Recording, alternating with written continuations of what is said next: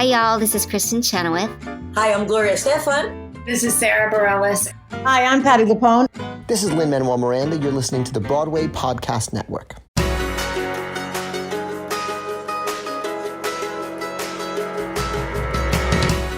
Welcome back to the Theater Podcast, intimate, personal conversations with the industry's biggest names. I'm your host, Alan Seals, and our guest today is Jelani Remy, who is this completely humble guy who seems truly called to actually educating and giving back, right? He wants to continue to teach and to work with youth and just to inspire. It's really a fun conversation we had with him.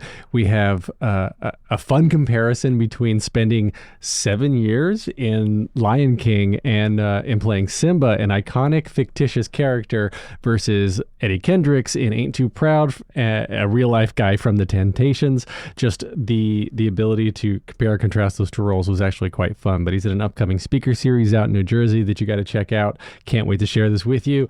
As always, find me online on Instagram, Twitter, and now like TikTok, and connect with me. Leave a rating, leave a review. Let me know you're listening. And everybody, please enjoy this episode with Jelani Remy. Here you go. 1, 2, 3.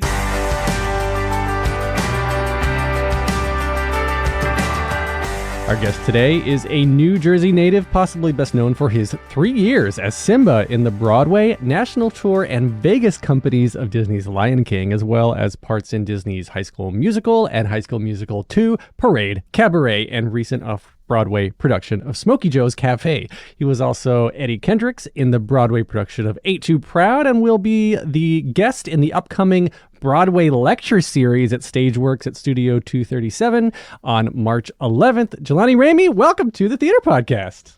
That was so beautifully said. Oh my gosh.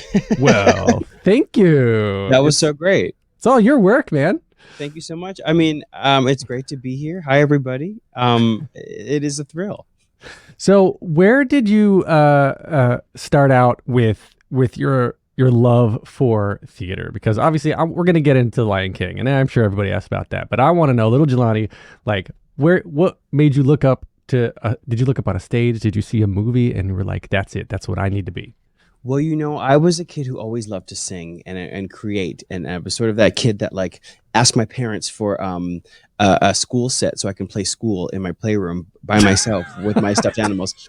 You laugh, but I want to play homework. I want to play homework. Well, I just loved education. I loved playing the role of. I loved stepping into the role of. Or so I was the head teacher. And I had all my stuffed animals be my students, and I was like grading papers. I was doing tests.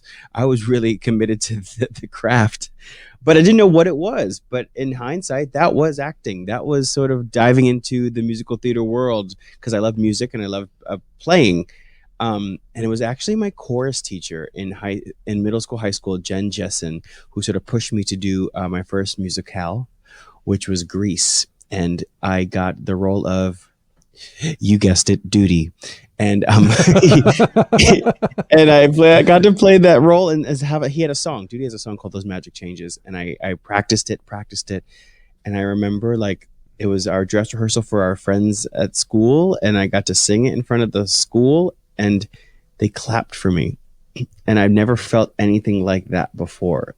I never felt that sort of rush, that sort of excitement of like giving your all to something that you work so hard for in this craft that you sort of dabbled in throughout your life, but now it's come to fruition where you got to do the process.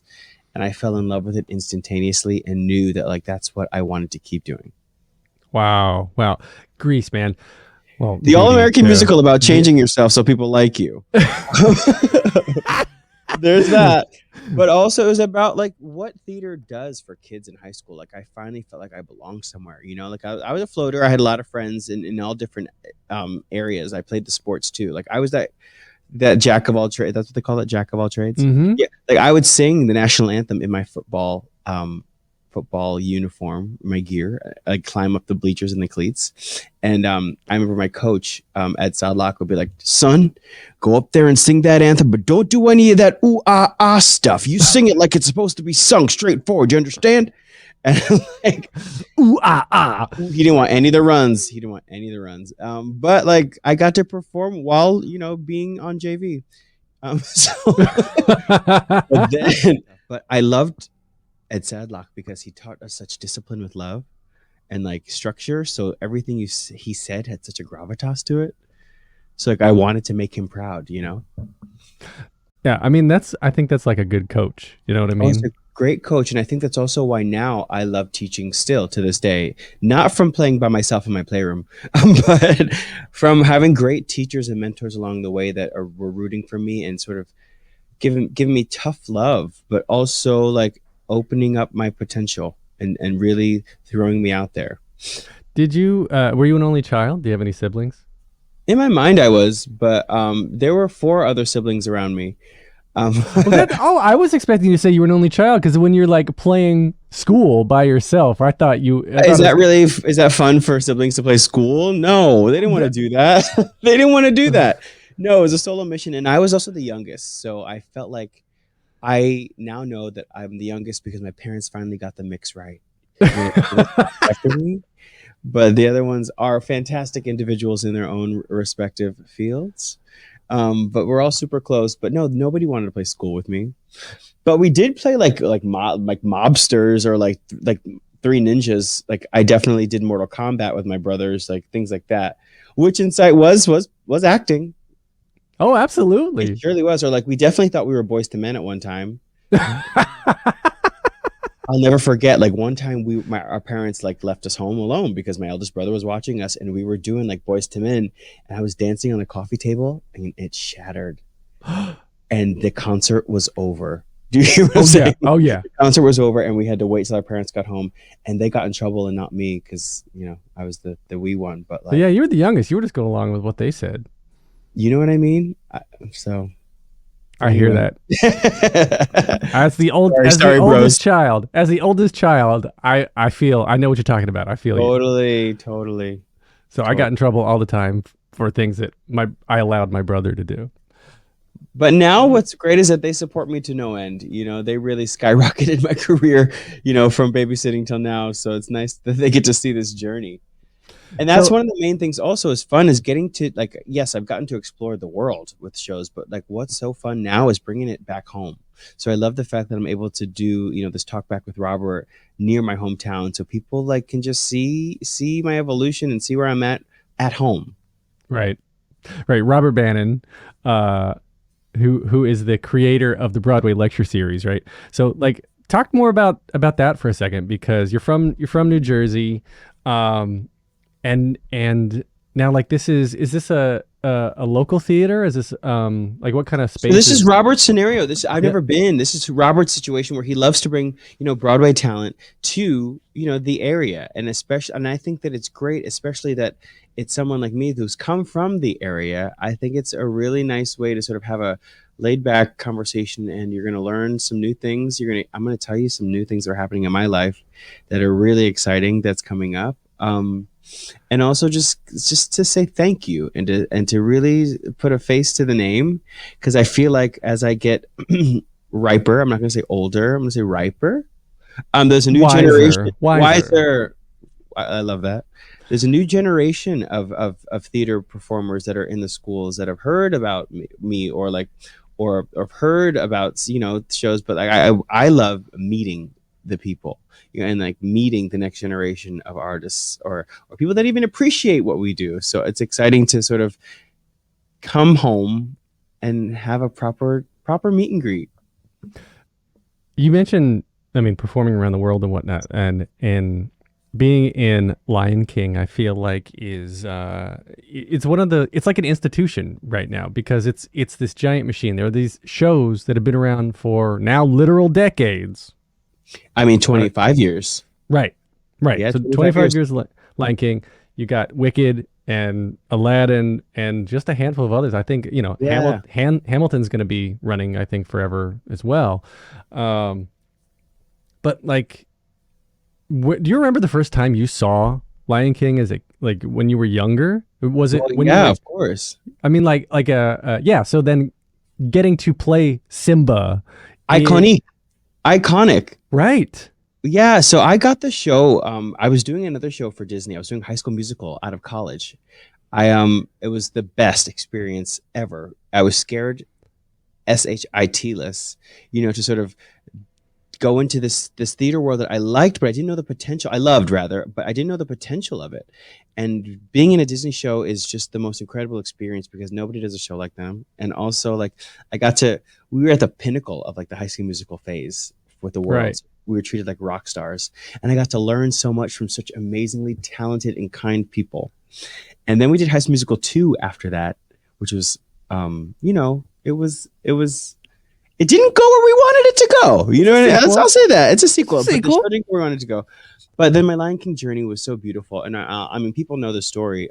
You said I did the show on Broadway for a little over 3 years, but I was in the company in the Las Vegas production and the national tour for a collective of 7 years. Wow. So I definitely grew up with the Lion King. And I feel like this role has become so near and dear to my life and my heart. And it's a family thing for me. And I had the opportunity to go to Abu Dhabi a few months ago to play Simba out there. So the show always has little reminders, and I got to perform with like the king of Saudi Arabia.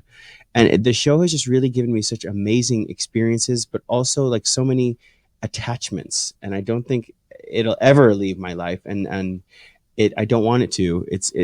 The show is just, it changed me. It really did. What was it like moving into a show, I guess that was such an established, it's an established, like you said, it's iconic. It's one of the things that where you think of what's on Broadway now, Lion King is one of the first things people are going to mention.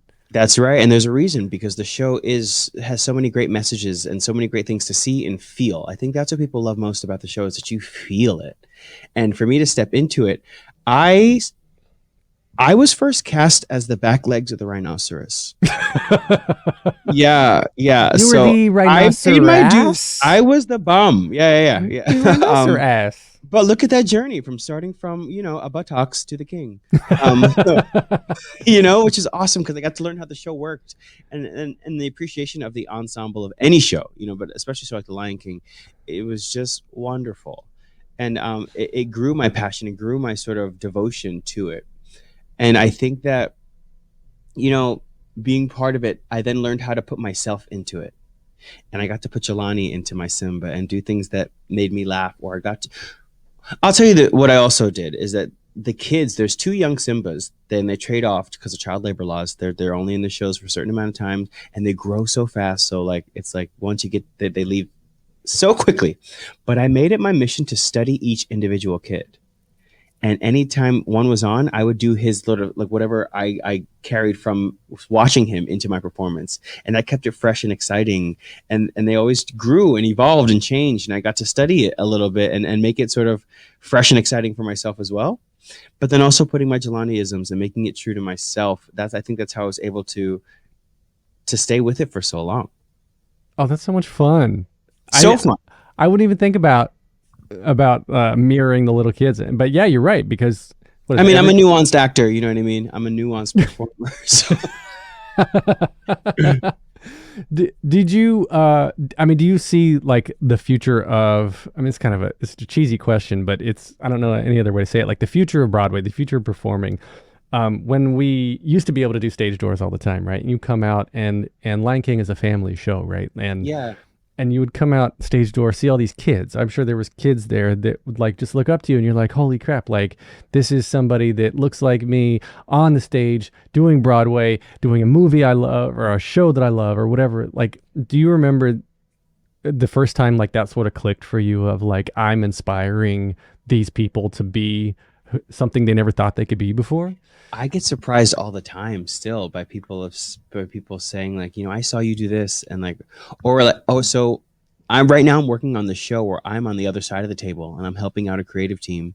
And one boy came in and looked at me and his jaw dropped. And I was like, hi, I'm Jelani. He goes, I know who you are. It's an honor to audition for you. And he came and shook my hand, and the rest of the table was shook. Like they were like, what? But, I know that feeling because I had that feeling, when I used to see people at the stage door, and I used to, be in awe and see myself, in these actors, and they used to take the time to smile at me. And that's all it takes, is that connection. And I think that's wonderful. In the future now, I think we should, if stage doors can't happen, like I vow to you that I will create some sort of virtual stage door or some sort of thing. But that's the great thing about social media is now you can connect with your fans and friends very easily. But yeah, RIP stage doors. But I think that they're coming back. I think that they're coming back in a fashion. But there's nothing like it. I think it's important to connect and important to like sign every playbill and sign, take the pictures, take the selfies because they are memories.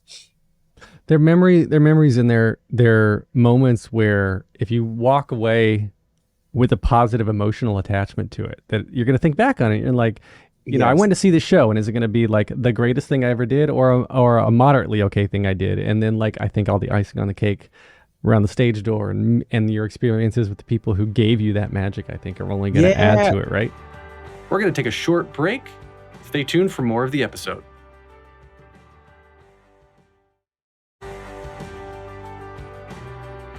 Like I'll never forget one time I was doing a stage door for Smokey Joe's when stage doors were a thing, and I was doing Smokey Joe's, and this girl was seeing the show, and she came in from Japan, and she just came to me crying like she loved the show so much, and she had a poster, and someone handed her a Sharpie, and she couldn't believe that I would sign her poster, and she just started like shaking like, oh my god, and like she went nuts. But like in that moment, like it was nothing for me, but like then thinking back, like wow, what a cool connection now that we have. And of course, because it's now somebody filmed that reaction, and it makes me giggle to this day. So, I mean, Lion King itself is an iconic show. Simba's an iconic role, and then Ain't Too Proud being Eddie Kendricks, being an iconic person, a real life person. One. Yeah.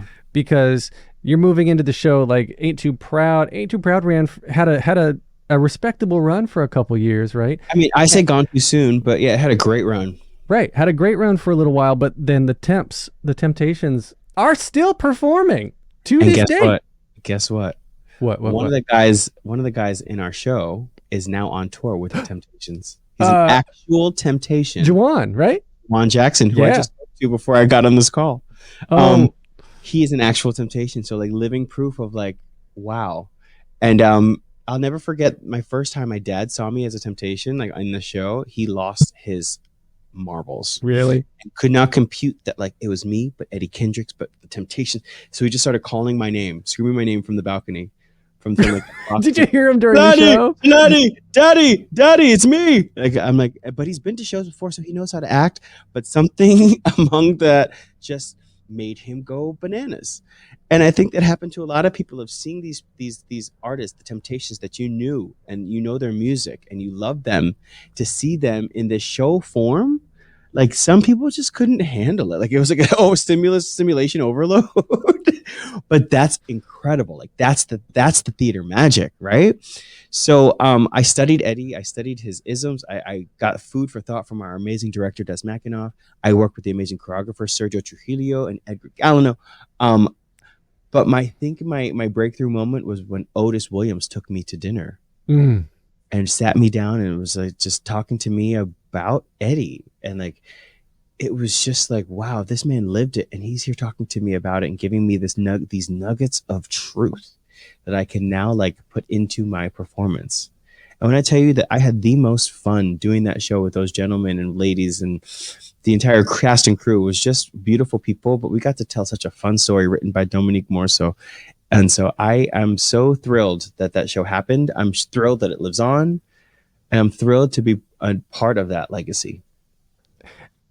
I love these shows that are so expertly becoming these biopics about these, again, I use the word iconic bands or people or moments in time, right?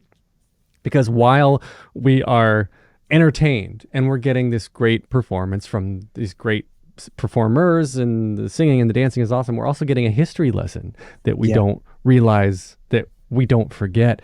And being able to learn as much as we've learned about the Temps and about Eddie and about Otis and about all these people, like just the struggles that they have to go through and the way that Motown shaped the entire music industry, right? Totally. Everybody wants to be Beyonce, but does everybody want to put in the work? No. You know what I mean? They sacrificed everything to make this happen.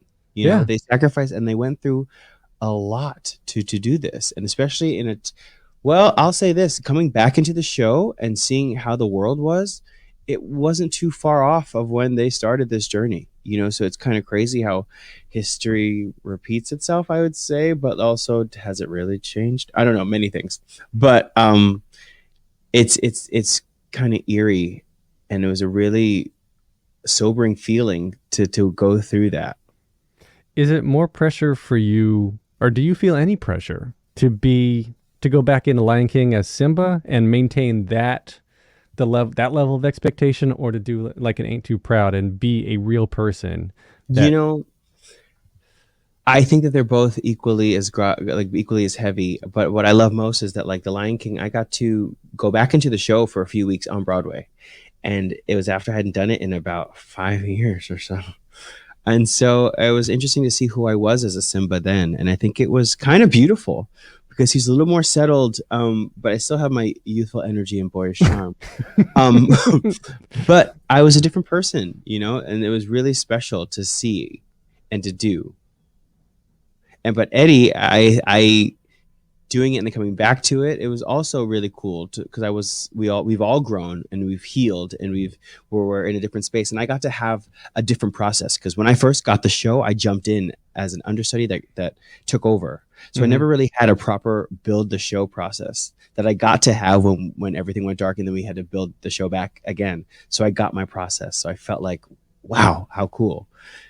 So yeah, it was definitely different. Oh, so the timeline then, you were an understudy for Eddie when the pandemic hit, and then coming out of it, you took over the role permanently? No, so when I first got the job, I was hired as a standby, so I covered for the 5 temps. So I was a swing, and then after that's a big range, man. Well, I was back into the jungle. I wanted to do anything. I wanted to sort of explore my abilities, and I got this opportunity, and I wanted to take it and run with it. And so I did. I covered a bunch of guys and the ensemble specialties. Like I was doing the thing. And then Jeremy Pope, who originated the role of Eddie Kendricks, was leaving the show, and our director Des gave me the opportunity to step in. But it was a quick step in, so it sort of just happened, and I learned along the way, of course, and they were there for me, of course, but you didn't really have that build the show feeling that you get when you're putting up a show from the start. Mm-hmm. You sort of have to learn as you go. So yeah, that was the difference. God, I was a swing once, and I don't think I could ever do it again. Like I love it. The pressure. Well, this the pressure, but I'm also nuts. Like I know I learn what everybody does on stage. Like I always just clock what anybody's doing. And so I think that I was also a swing at Lion King out for 6 months or so, because there was a guy that had the gig that was, it's not for everyone. It's not for everyone, and he was having a hard time. So I swapped with him. We swapped roles. So I went from the rhino's butt to a swing. Wow.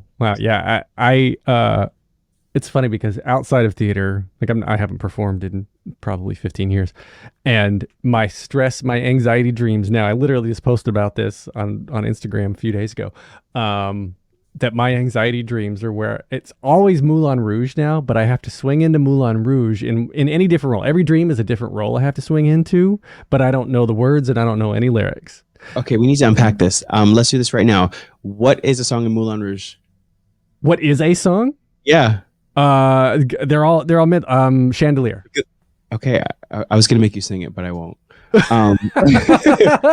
Because there's so many songs in Moulin Rouge. Wow, what an interesting dream. We should unpack that next episode. Yeah, it's been interesting. I tweeted about it too, and because Orphe is into dream interpretation, so who I love. Right. Yeah. So I always tweet my weird dreams to Orphe, so we have these conversations publicly. But yeah, so she was like, it's anxiety, standard performance dream, blah, blah, blah. But I'm like, why is it always Moulin Rouge? And in this particular dream, a couple nights ago, I actually did know a couple lines. I was like, I know the lines, but not the songs. But my Satine wasn't off book. So she was about to go on holding her book.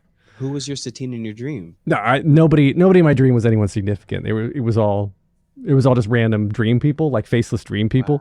Wow. Yeah, right? What do you do like melatonin? Like, what are you taking for bed? What are you doing? Yeah, I use melatonin sometimes, actually. Maybe that's it. That I might don't be know. it. I don't know. But yeah, that dream.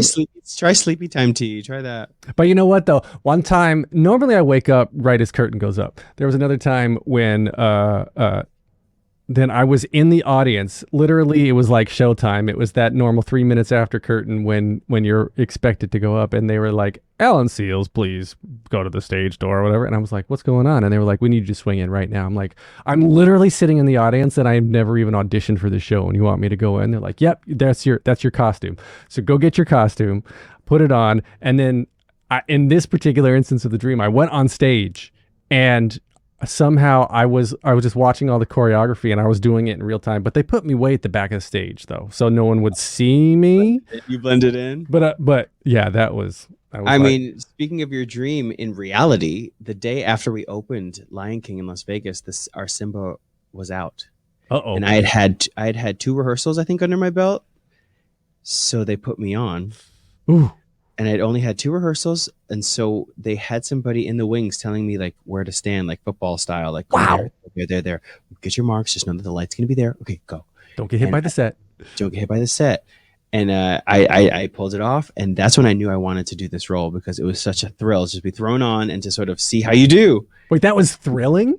It was thrilling for me. I could see how. Listen, you've had the dream, so you know what it's going to be. You just got to do it. You know what I mean? You know what it's going to be. That's true. That's true. Yeah. Damn. No, I think, I mean, I guess, yeah, in real life, I can wing it. I love making things up on the fly and improving and having, conversations. But like, I guess. But there's something like live theater. You got to be in the moment and make it look good. That's the thing. Like, make it look good. That we're artists. We get to do this, and the audience would never know. Yeah. Have you ever had a major accident on stage where like somebody did know? Multiple. Yeah. But those are things like costume errors, meaning like sometimes Nala would get stuck in my corset and we have to like shimmy off stage and Oh, we both fall down. For every time Nala was stuck in my corset. Right. Or things like that, or like your mask breaks or something, and it's like, or sometimes for safety, like during He Lives in You, like the ancestors all come out and do this little dance thing behind me. Is an iconic part. So beautiful. But the stage was not working correctly, so nobody can come out on stage. So I had to do the whole number by myself with everybody in the wings like blink, blink, blink, blink. But I had to do this whole solo moment all by myself. But there's always a plan B, and there's and bottom line, make it look good.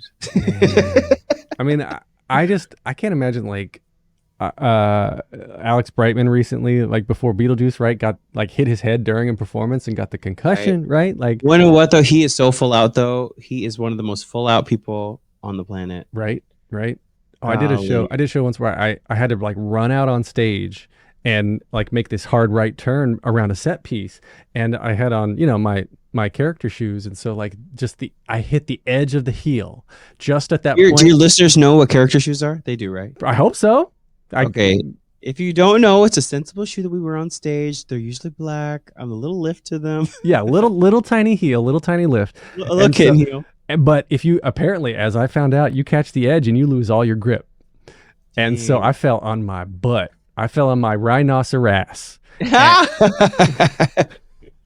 and everyone was like, and I got up and just continued on my line, my lines. But like that's the stuff that stresses me out. But if somebody goes up on a line, if somebody forgets an entrance, like the stuff that you feel like you're in control of, I enjoy that stuff. Like where you get to improv a little bit. That's fun. We're going to take a short break. Stay tuned for more of the episode.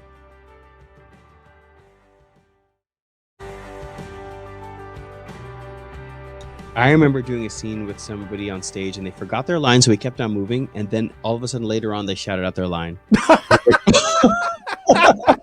And exactly, so it's like, oh, welcome back, but you missed it. They're like, well, that's the wrong cue, but okay, we'll go with that. They felt like it needed to be said. Like I will not miss. They get paid by the line, Right. so they have to. Sure They have to get it out there.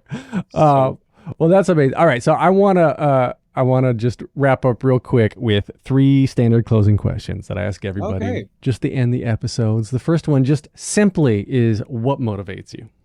What motivates me now is the next generation of young artists, seeing what they're doing, who they are, what they're sort of putting out in the world, and I get to work with them. That motivates me. Mm-hmm. It's beautiful. Like right now, I'm helping my high school's production of The Prom in Cedar Grove, New Jersey. Go see it March 2nd, 3rd, 4th, and 5th. Oh, it's such a beautiful show too. Well, the school board said that they couldn't do it. I know. They took it back, and now they're doing it, and it's beautiful. And like literally, what happened in the show it happened in real life. Exactly. Yeah. But to see how these young people are really, really committing and pushing themselves, it motivates me, and I'm so happy for their success. Yeah, actually, that reminds me, I need to go see that. Come see it. I'll be there. I'll be there. I wanted to go with with Josh Lehman and some of the other prom crew, like the original cast. We were wanting to go. Yeah.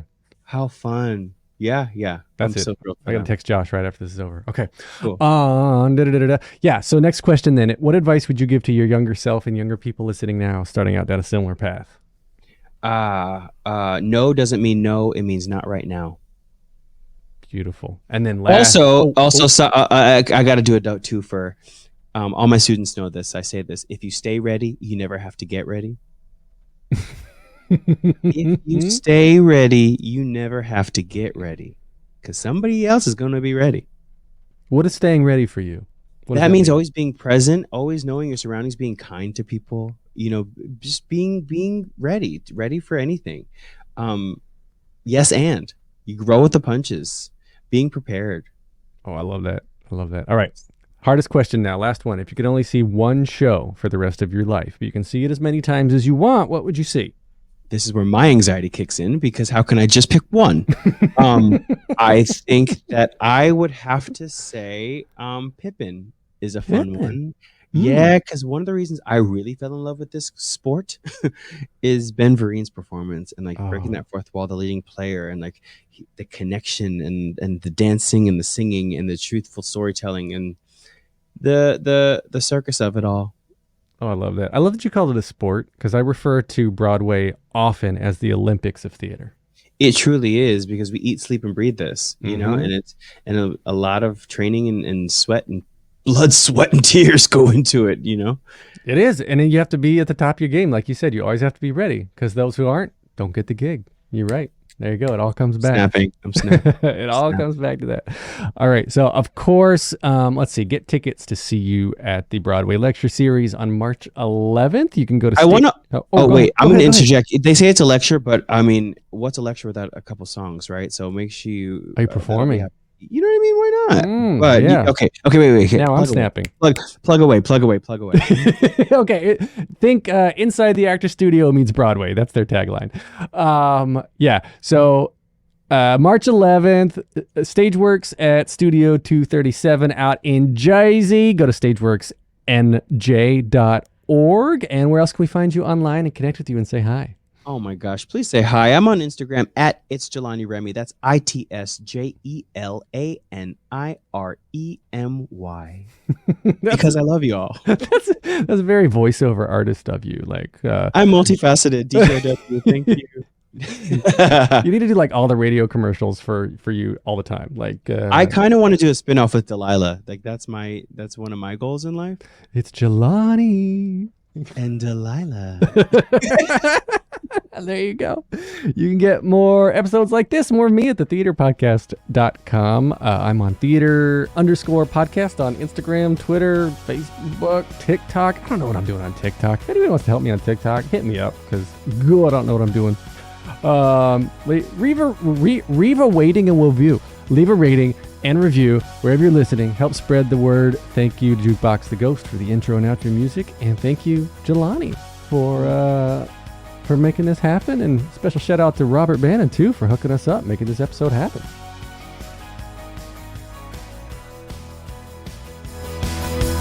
Take a deep breath, make the world a little colorful.